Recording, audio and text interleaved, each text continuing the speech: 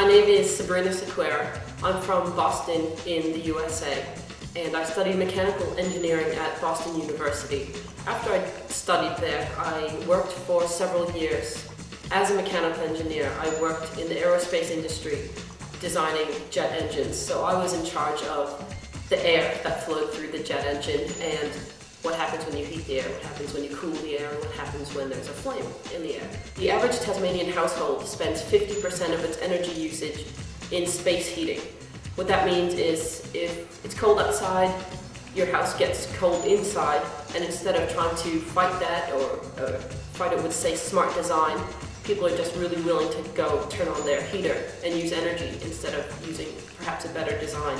I'm studying between the schools of engineering and architecture, and I'm using my knowledge of air, basically, to help design better homes. You don't need to live in a castle to want to save energy and to want to live efficiently. Everyone just wants to do the best with what they have, whether it's a grand house or a small house, so I think my research applies to a lot of people in their everyday lives.